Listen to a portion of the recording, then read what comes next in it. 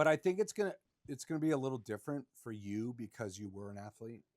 You know, I think we have a different mindset, a completely different mindset, Couldn't agree and more. yeah, and because we understand the idea of not work-life balance, but time management, Hmm. right? Completely. And we understand it doesn't matter. You got to get shit done, even if it means you stay up till 3 in the morning. Right? Hello, and welcome back to another episode of Irreplaceable Truths. My guest today, oh man, he is 4 days away from graduation. So I'm very excited to sit down and have a chat with him, see where his head's at, see what his history is, see where he's going, and just kind of get a modern day perspective on what's going on in the profession. Welcome to Irreplaceable Truths.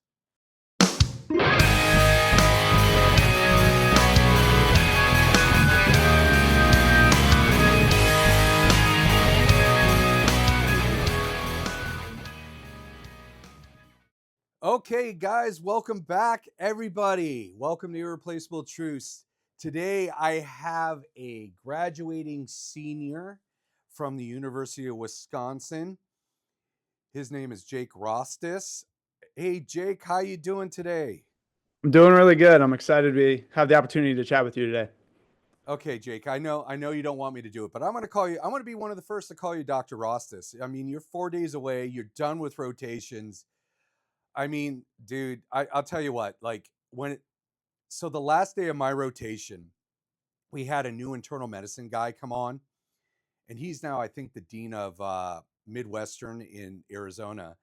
But he came in and he was saying something, and I was being a smartass, and I said, I think you're wrong.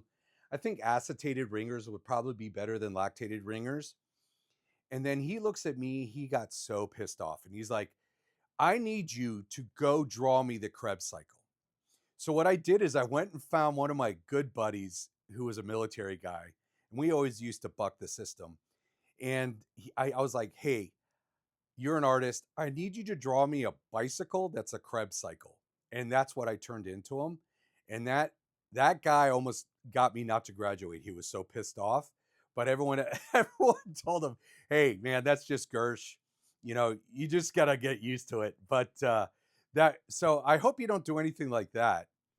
No, no. I'm all done with my rotation, so hopefully I've made it in the clear, and I will not having to be drawing any Krebs cycles for anybody. Yeah. Just crawl into your cave, watch Netflix for the next 3 days, stay out of trouble, and then get that diploma, and then you're good to go. So why don't you give all the listeners a little bit of history about yourself? Yeah, so my name is Jake Rostas. I'm originally from Milwaukee, Wisconsin. I did my undergraduate at the University of North Dakota, where I played college football. And I didn't really know I wanted to go into the veterinary world until I kind of came to the conclusion that I'm not good enough to play after college. And I was like, I need to do something with, my life. And I've always been interested in science and medicine, but I wasn't really sure exactly what I wanted to do. And then my sophomore year, I started working with a veterinarian who is just an absolute phenomenal mentor. And I've been very lucky to have amazing mentors my whole life. And I just fell in love with the profession. So then after I graduated from North Dakota, I went to the University of Wisconsin for veterinary school. I've always been interested in surgery. My plan is to become a boarded surgeon after I'm done with like internship and pursuing a surgery residency. And then in my free time, I like to run ultramarathons, which are races that are greater than the marathon distance of 26.2 miles. So I've been doing that for the past 3 years, and really just to like fill a void once I was done playing college football. And so I do those for charity in my free time, and I'm looking forward to like taking the next steps of veterinary medicine and trying to make an impact in this world. I love talking to people from the Midwest because number one, you got to be able to handle cold more than most of us really ever want to.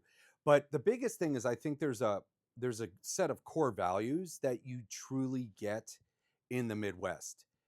If I was to ask you right now, what are your core values? What would the answer be to that?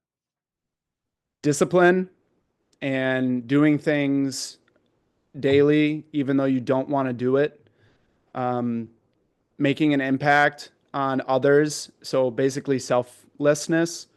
Um, those are very two kind of core beliefs for me. And then three is I'm not really like much of a pity party person. And I just think that like everybody in life kind of has it hard and everybody is going through trials and tribulations. So I just very strongly subscribe to the idea that no one's going to feel sorry for me.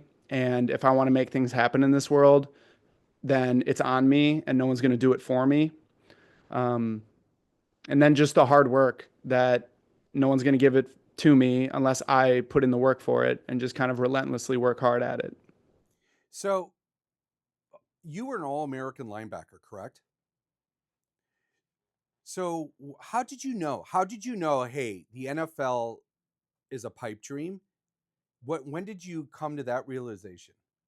So when I was playing college ball, I started my freshman year and I like led the entire country for Division I football in tackles as a like for a freshman for pretty much the majority of the season. So I got the Division I All American accolade, and then um, I was like, doing really well, but I kept getting one, like injured, and two, I didn't really play as much as I thought I was going to afterwards. And to be honest with you, there were guys on my team that were just solely better than me. I had a really good season my freshman year. And then the years after that, I had like a few injuries that I would always like have right before fall camp. For example, I tore my groin right before fall camp. I had a really, really bad neck injury my senior year. And the NFL in general is just so hard to make it to. And I just didn't think that even if I was like a shoe in for the NFL, that we like have a saying that the NFL stands for not for long because the average longevity of a career in the NFL is only like 1 or 2 years.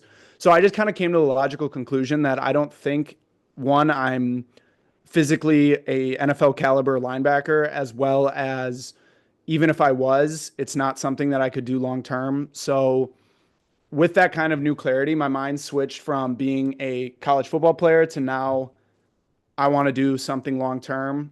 And veterinary medicine became kind of my new love and desire. So being a D1 athlete as well, even though I don't look like it at this point, but can you explain to the listeners what it was like working your first day in that animal clinic you were at?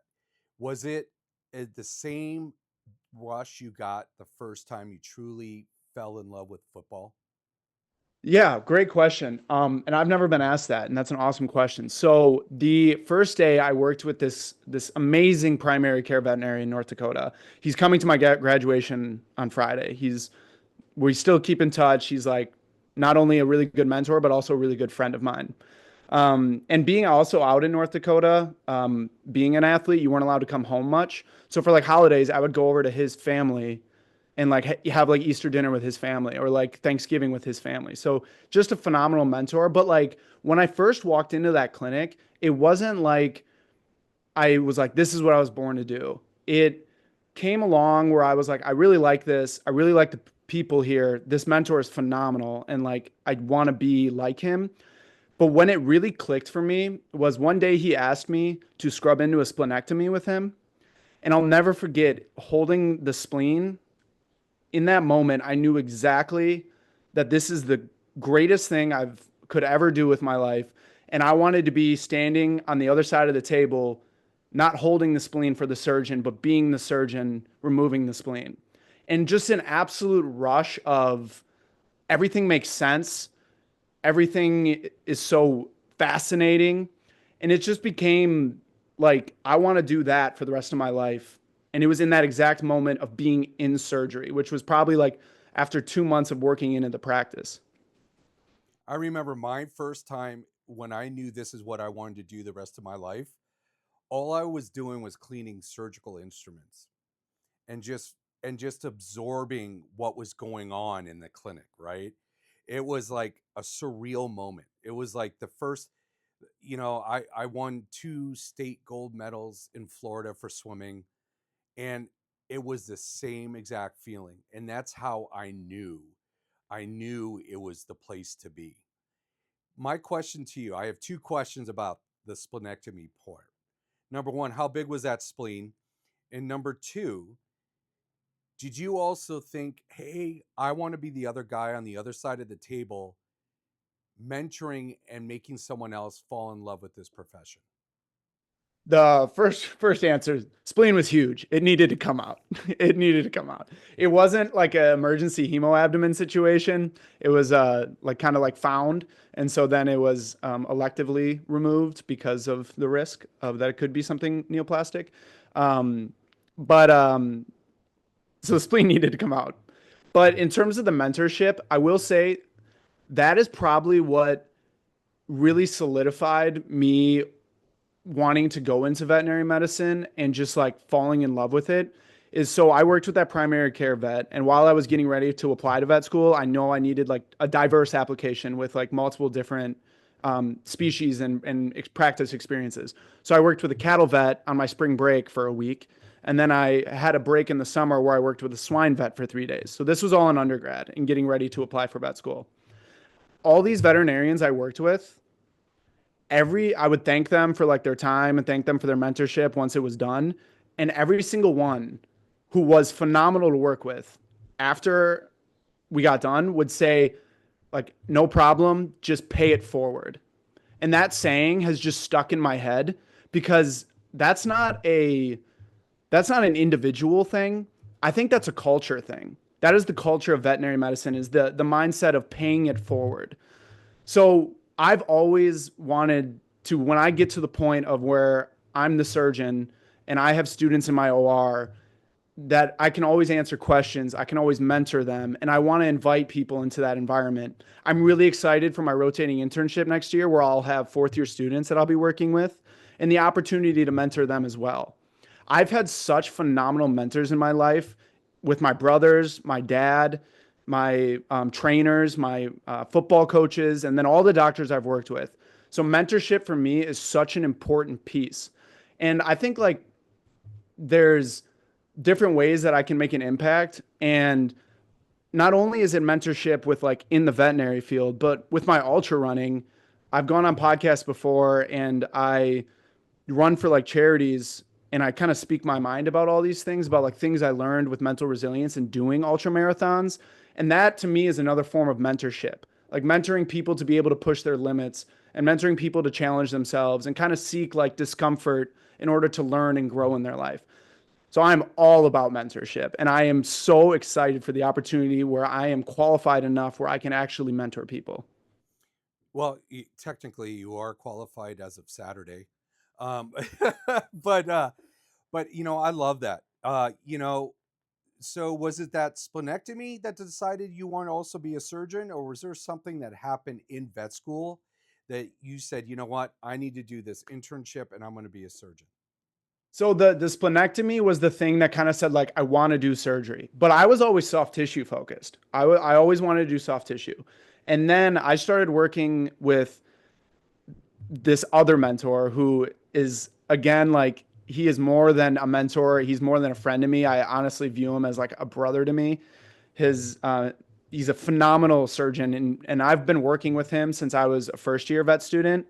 So first year through fourth year on my breaks, I would drive to Milwaukee on Tuesdays, Wednesdays, and Thursdays, and I would do orthopedic surgery with him. And he is like a very like when you speak his name, everyone knows, like a lot of people know who he is. His name's Harpreet Singh, especially in the Wisconsin area. A lot of people know who he is. And he's just a phenomenal surgeon. And he like does everything like right. Like he's just like his character, his values, his just the way he carries himself. He's just an amazing person. And so I always wanted to do soft tissue, but after working with him, and we would do like fractures, TPLOs, MPLs, all the fun ortho stuff. And once I started actually like understanding what we're doing and the complexity of like doing an MPL repair and like why we're doing a tibial tuberosity transposition and understanding the biomechanics and the forces of putting fractures back together. Once it started clicking to me, I like it just made sense. where like it wasn't hard for me to grasp the idea of orthopedic surgery. And maybe it's just the way my brain works, or maybe it's just because I truly enjoy it. But I just love how orthopedic surgery is such like a you have to make decisions, and every knee, even though the TPLO itself is the same, every knee is really different because every dog's different.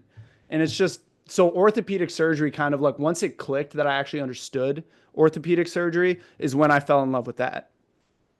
Well, vet school is very intense. There's no joke. I mean, the only people that understand it are people who have gone through it or people who are going through it with you.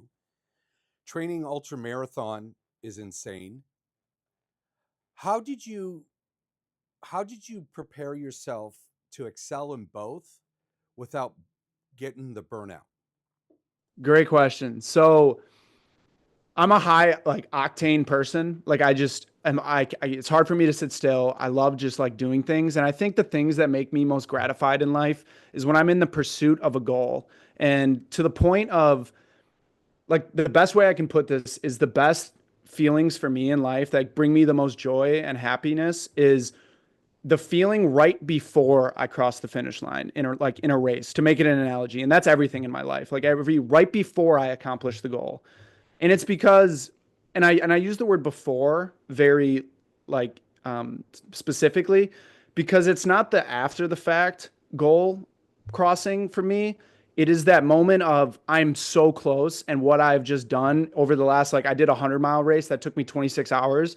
The last 100 feet of just seeing the finish line, it just that feeling is something I will chase my entire life. So I think my mindset in everything that I do is it's not the okay, I've made it. Now I can relax. Now I can take it easy. I think the mindset for me is I'm about to cross the finish line. Once I cross the finish line, it's like, what's next? So I think the burnout for me doesn't really happen just because I truly I seek the pursuit of the goal, not the goal itself. And so for me, there's never like something that's truly a finish line for me.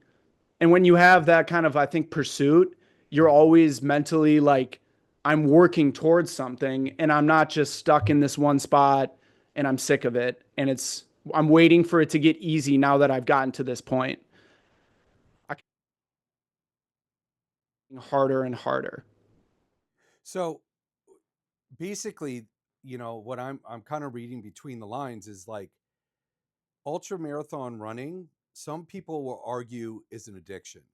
But the way I'm seeing it is that you used it to find your mindfulness to get away from the veterinary, the veterinary school grind. But also the ultra marathon, you use school to take breaks away from the training. Is that so? Basically, you find that ultra marathon running for you is your way to find mindfulness, correct? I exactly right. You nailed it. So I actually started doing ultra marathons just like thinking that I was just going to do one. And how I kind of got into it is I had a friend, once I was done playing football, I was like, I need something physical beyond just like working out. And he recommended me to go for a run. So I signed up for my first 50-mile race that I actually ran 8 weeks after my first ever run, which was just insane. And so in doing that, during the race, I realized that like your mind goes to a very weird place and you kind of gain years of wisdom in one like day event. Like especially like my 100-mile race, or I've done like last man standing races that have lasted like 15, 16 hours. And those races, like you just unlock like a way of thinking that you can't really get anywhere else because you have to break your body down so much physically and mentally and like kind of go into like the sleep deprivation stuff to kind of unlock these things. And so for me, I realized that, oh, this isn't just something I can do physically that challenges me, that can take up my time. This applies to everything in life. This is how I gain mental resilience. This is how I learn discipline. So it absolutely is a way for me to physically work myself and take my mind off of, the veterinary school. And then veterinary school itself can also work out my mind when my physical body needs to rest. So there's definitely like that correlation between the two. but they're so tied together. And I think it's just general concept of like the pursuit of hard things in life. In doing hard things, you become a harder minded individual. And that's important in medicine because you need resilience in this profession. When things aren't going to go your way, things are going to happen that are really tragic and they're going to affect you. But if you have ran, for me, if I've ran 100 miles and I've gone to, the dark places in my mind where I want to quit and I chose not to, it's easy for me to have the mental resilience in everything I do in life because I've already worked through those things before. So it's very connected, which I didn't expect it to be when I first started it. What drives you to push the boundaries in both? I think legacy and making an impact are the two driving forces for me because I want to go to bed every night knowing that I gave that day my all. And, that's how we were wired when we were athletes. Um, and then the making the impact. And I think that there's the microscopic impact and there's the macroscopic impact. The microscopic impact in running is if I post that I ran a 100-mile race, somebody who's in a rut who needs some motivation to run might see that and go for a run. In the macroscopic version of that is I do a podcast or I raise money for a charity and it makes a difference. In veterinary medicine, the microscopic impact for me, my favorite part of like surgery in general is that phone call to the owner when they've been so worried about their dog's surgery. And it's such like a barbaric way of medicine that you use to like heal, which to me is very poetic. And that call to the owner that, you know, your beloved dog's awake and everything went well. And just like being able to give that satisfaction and joy to that person, I think is a major impact for me and like a major driving force for me. And then the macroscopic version in veterinary medicine for me is like research, making the way that we change medicine, the way that we do medicine in the future better. And just like kind of like the pursuit of, I want to make an impact in this profession for the better, not only in individual people's lives, but also like as the profession as a whole. So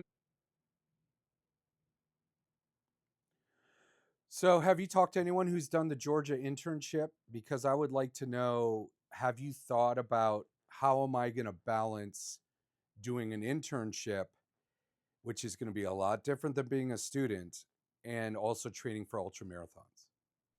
I have talked to people about the internship in general, and like, I've had the interns here at UW Madison. There's a few of them that are from Georgia, and so like I've picked their brain a ton. And to be honest, it's hard to be like, hey, how do I do an internship and run ultra marathons? Because not a lot of people run ultra marathons.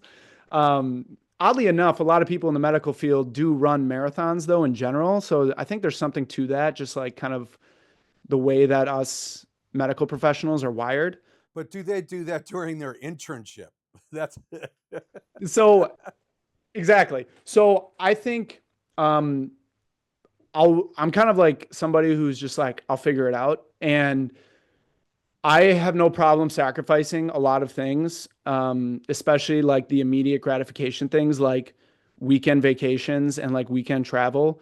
So for me, it's going to be hard for sure. It's going to be a new type of challenge, but isn't that kind of exciting? Like the thrill of it, of like, okay, this is a next level of like making sure I can train and making sure I can and dedicate all this time. So that's exciting to me. Um, it's going to take up a lot of time, but I'll figure it out as I go. And at the end of the day, like I'm already signed up for a 100-mile race in September, and I haven't even started my internship yet. But at the end of the day, if I can only run 3 times a week, still show up on race day, and I'll still give it my best. And I kind of have like mental confidence that it's going to suck, but I still think I can pull it off.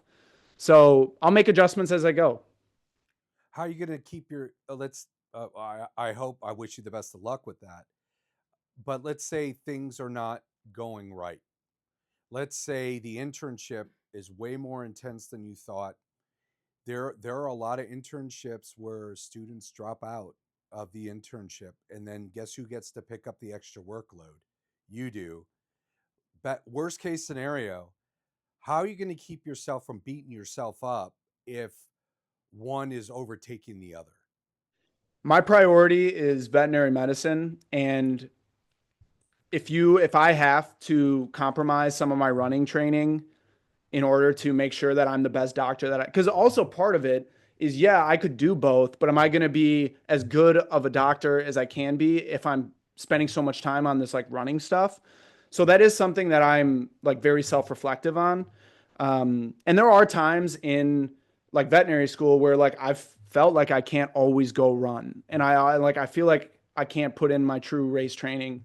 And I think knowing what your priorities are in general, like knowing my priority is veterinary medicine, I will sacrifice my running if it means if it's impinging my ability to be the best doctor I can be. So it's something that I'm very self-reflective on. And in my running, I mean, when you run 26 hours by yourself for the most part, you become very self-reflective and you think of a lot of things, and you kind of, like I said, you gain wisdom. So I think my ability to self-reflect is pretty solid. And I will adjust as I go. If I have to sacrifice my running to be the best doctor I can be, I will. Um, but I am confident that I can do both, but we shall see. So for all the listeners, are there any calendar or scheduling hacks you could give them? Any little drops of wisdom to help them schedule their life better? Because I think that the biggest issue you deal with young career professionals in any professional field is that balance. Is there anything you can give? I mean, you can go back to your college football days too to come up with that answer if you'd like. Yeah, great question. So I'll give you a practical, something that people can use that I do, and then also I'll give you a more of a philosophical view. A practical view for me is write everything down. Like if you write down and you make a schedule, it's a lot harder to quit and like skip things when you actually write things down. So I physically will write down, and I train by miles per week, not miles per day, because there's some days I just can't go run 10 miles.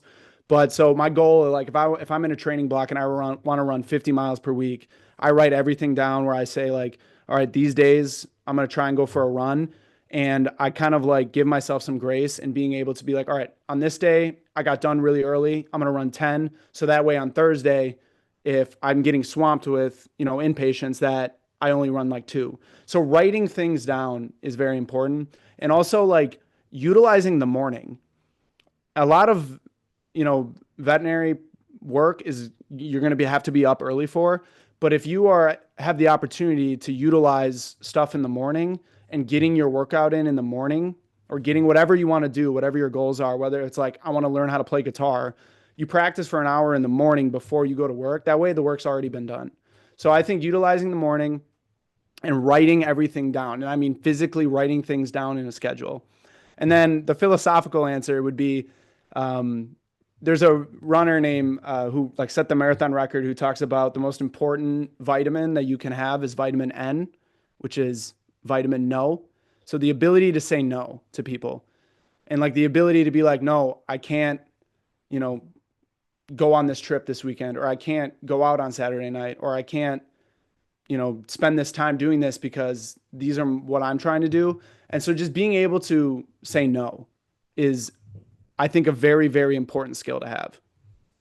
Well, I think the ability to say no is important, but you have to know in your soul that you're saying no because you're busy. A lot of times early career professionals, especially veterinarians, they get, this depolarization where they just want to remove themselves because they are starting to burn out. How do you know the difference between saying no because you really are busy and saying no because you just don't want to, or you're just trying to remove yourself? Yeah. You asked very good questions. The I think the difference would be, for me, is like, if you make your goals very plain, that's another thing I write down. Is I write down my goals, and I don't write down my goals of like, I want to run a marathon. The goal I write down is very, very plain. It's, I want to run the Georgia Jewel 100-mile race September 16th. If you write down your goals very, very plain and you know exactly what they are, then you have direction. And when you have direction, if somebody were to compromise that direction and cause you to go on a detour, then you know that you can say no to that because it is directly compromising what your exact goals are. So knowing your direction and your priorities and what your actual goals are and saying no based off of that, if you can sit and think, does this compromise my goal? Then I think that's easy to say no. But of course, in this profession, we definitely need to like have escapes and like go out and do things. And I recommend honestly, like going out and doing things that are not veterinary related, like hanging out with other people that aren't in the profession, like or joining like a run club or yoga or whatever. And so like if you say no to those kind of things and the no is because you're just like sitting and doing nothing, um, then I think you're kind of compromising your own soul a little bit. And because like motion is healing and like doing things is healing. So if you find yourself in a rut and you're just saying no to say no to things like seeing people, then that I think requires a little bit of self-reflection and kind of being able to understand that these things are important and you need to have your escapes and you need to have some sort of peace in your mind. Well, you brought up the concept of goals, so I'm going to ask you point blank. What are your top 3 goals for this next year during your internship? Of course, I want to get a residency. So there are a few programs that I would rank very, very highly. So want to get a residency. The second is wanting to run the 100-mile race in Georgia. And then the third is I want to publish or like be published on 2 more papers. Those are 3 very, very like plain goals that I have going into my internship. Well, I'm working on my doctorate, so if you want to work on the mental health piece of veterinary medicine, I'm going to have a lot of data, and I'm going to be looking for co-authors. So if you're willing to do so, I'll be looking you up in about a year. What do you think? I absolutely would love to do that. The first charity I ever ran an ultra marathon for was a men's mental health charity called Movember because that the piece of men's mental health and just like veterinary mental health to me is very important. And that's kind of why I share all my ultra running stuff because like I believe what makes you like something that can make you feel better. Like, and it's not for everybody, but for like me, what's therapeutic to me is like physically doing things and achieving goals and the pursuit of goals. And so that's something I would absolutely love to be on with you. So I have a question for you. You haven't had to deal with this yet, but you still are going to still have some hand holding. But what are you going to how are you going to react, or what mindset are you going to use when you have that first upset client, distraught client, emotional client? Hmm. The ability to kind of like take a step back and like kind of frame yourself in their shoes is something that we always, are taught about and, something we always keep in mind when we have those situations. But I think keeping it cool as possible and level headed, and I'm very in touch with my emotions. So with like running and everything, just because I feel some of these emotions on extremes. So I think understanding that mistakes happen in medicine and the mistakes that can happen can be very, very costly, is a scary fact of our profession. And owners have the right to be upset when mistakes happen. So I think in general, just feeling empathy for the individual as well as understanding and being able to stay calm while dealing with that, I think are skills that I will carry into it. And every situation is different. Uh, but also, I think that it's very important to understand that in the medical profession, we are not perfect. And there's a really good book that I think established a lot of mind frames for me when it comes to medicine. It's called Complications. I don't know if you're familiar with it. It's written by a human surgeon. And he has a quote in the book that says, as medical professionals, we will never be perfect, but it does not mean we don't strive for it. And so looking at that mistake or like looking at that upset client and understanding that I wasn't perfect, but I will learn from this experience so that it doesn't happen again.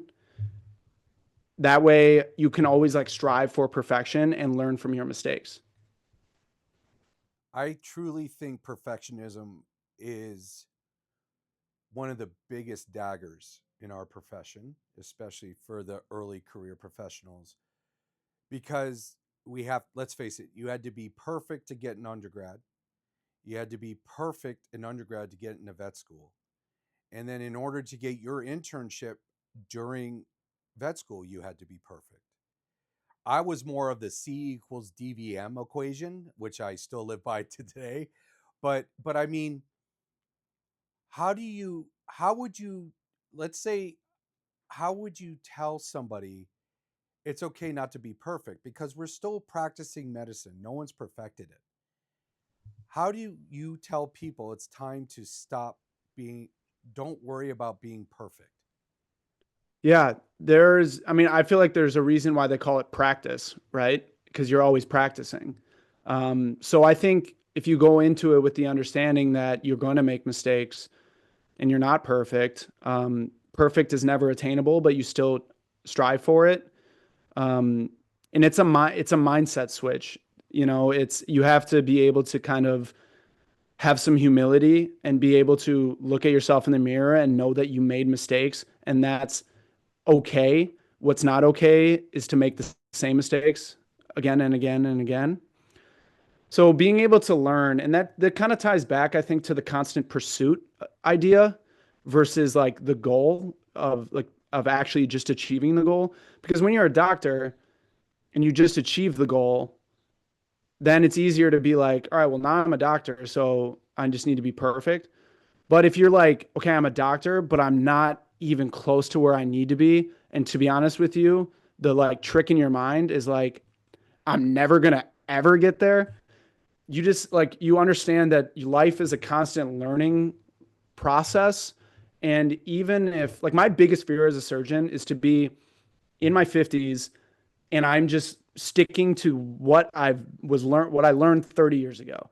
Always wanting to learn, always wanting to adapt. And I never want to fall into like the I'm good enough kind of category. So I think if you have the the mind, it's a mind thing to have the constant pursuit of like learning and like I'm always trying to get better. I'm always practicing. I'm always trying to get better. I think you kind of can convince yourself that it's okay that I'm not perfect because I'm definitely not perfect. Like I've made so many mistakes, but you learn from them and being able to self-reflect and learn from them.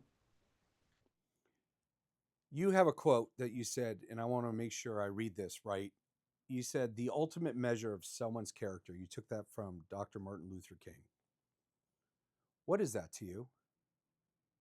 To me, that is everybody can, be motivational. Everybody can be their best self when things are going well. But what matters is when things are going south, what type of person are you? How do you respond? And I use it as an analogy in my ultra running because it's kind of easy for people to grasp. But, in a race, things inevitably go terribly and like your body shuts down, all your joints hurt, you're cramping, your electrolytes are whacked, you're hallucinating because you've been running for 24 hours. And like in that moment, that like what do you do then? And like how do you respond then? That is the reason why I run ultra marathons is for that moment because that's when the growth happens. Because you don't grow when things are going great. You grow when things are going poorly. And so to me, also with veterinary medicine, is like the biggest growth moments are the cases that you wish you would have done differently, or the cases that really like confused you or stumped you, or like you made a mistake on. Um, and hopefully you have the least amount of those as possible. But those to me are the moments where this is where I grow. In those moments of adversity, that's where it matters. Okay, well, let's reflect. Football, vet school, ultras, philanthropy. Which one to you was the hardest?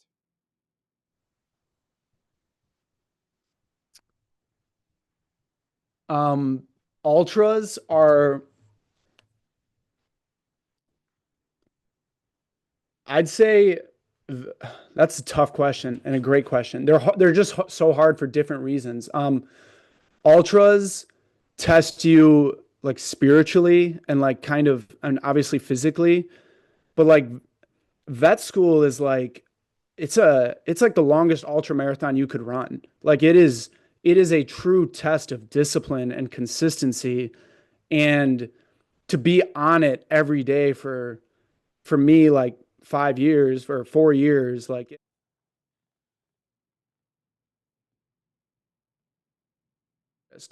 just because of the slow burn of challenge that it takes. Yeah. And then the thing is also, I would say vet school is an ultra that is uphill the entire way. Yeah.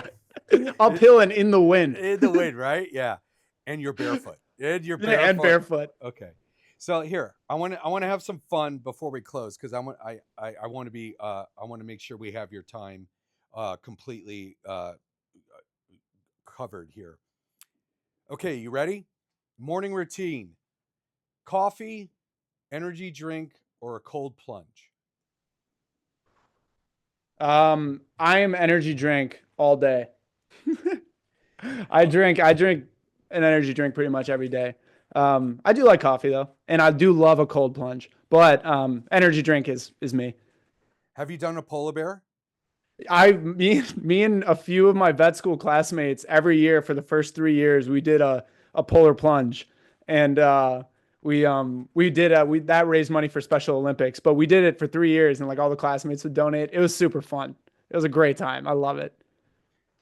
Okay, next one: 12-hour surgery block or a 100-mile run?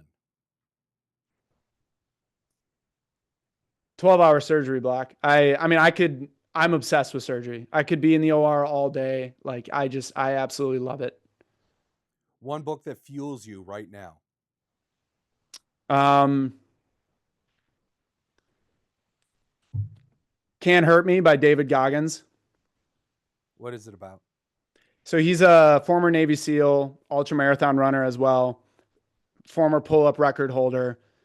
He's done everything, and his mindset is just something that I've completely adopted in my life. And the whole book is a testament of his whole story from growing up in like an abusive household, being very, very overweight in his 20s, and he sat there and said, "I have nothing to show for this, and I'm what everyone thought I would be, which is a kind of a loser."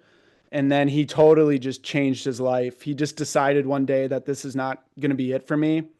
Became a Navy SEAL, now runs ultra marathons, and is like has done some absolutely amazing things. So the whole story is a testament to his mindset, and it's an autobiography all about him. And I bust out the highlighter and highlight so many of the things in there.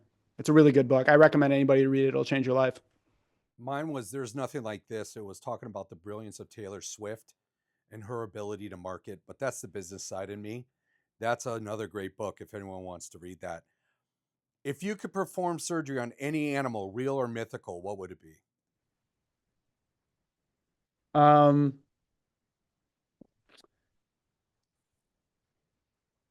I think probably a probably a panda bear, because I love panda bears. Like I know you said mythical, so that kind of threw me off because I'm like, wow, I'm missing an opportunity to do something really cool on a mythical animal.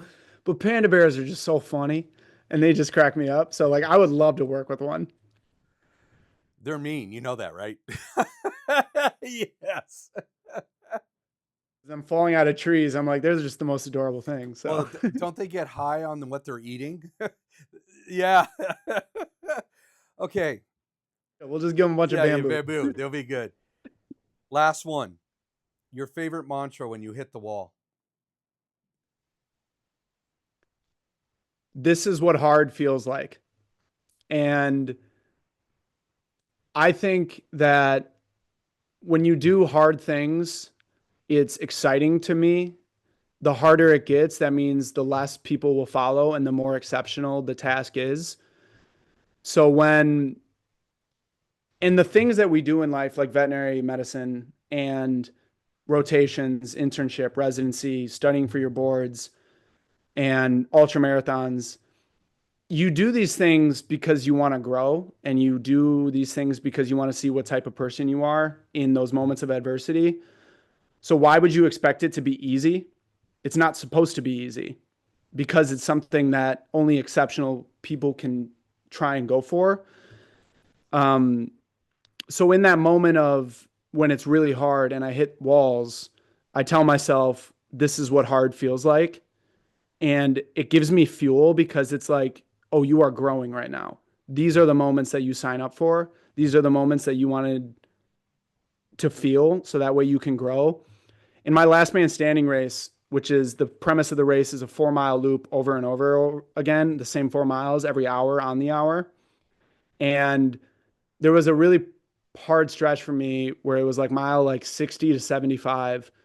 Um, so it was like a good like 3, 4 hours. And at that, for those 3, 4 hours between like midnight to 3 a.m., every time I was out on the course, I just kept saying out loud, this is what hard feels like. Mine was pain is just weakness leaving the body. I guess that it's just the athletes in us that made us do that. So Acceptance of it's okay that I feel like this because there's a reason for it. yeah, it's a mindset. It's a mindset. It's a definite mindset that you have to get into, because unfortunately, a lot of your classmates, a lot of the people that are graduating with you are going to hit that wall because they think they're going to have this soft landing into their first job, and it's just not going to it's just not going to happen because the mentorship's not there, the leadership's not there, and it's unfortunate. But this is why I'm doing what I'm doing in order to have these conversations, just to let people know that there are people that have gone through it, and we have taught. Want to teach people like you in order to make things better for the future. So I'm going to be the first again to say, Dr. Rostas, it's been such a pleasure talking to you. I am definitely going to have you on because we're going to have to do follow ups as the year goes on. I want to find out how things are going. You're going to be my case study. I just, I and then I wish you the best. Enjoy Saturday. Enjoy. I would like to say you only graduate as a doctor once, but I'm going to do it twice. I hope you might get that. You might get that fuel, right? You never know. Mm-hmm. Don't limit Absolutely. yourself. And then if you ever need anything, like I said, don't hesitate to reach out to me as well.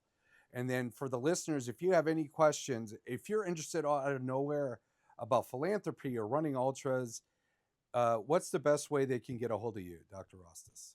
Yeah, my I Instagram is where I post a lot of my stuff. It's just at Jake Rostas. And then I also kind of have a YouTube where it's called Ultra Vet Rostas, where I share like some of my recaps of some of my races, and I like post some of my runs and stuff on there. But if anybody like has any questions or wants to connect with me, like yeah, message me on Instagram is probably the best way, and I'd happily chat with anybody. So it was an Yeah, absolute pleasure to meet you too, by the way. yeah, And I love what you do is so awesome and so important. And it was an absolute pleasure to connect with you.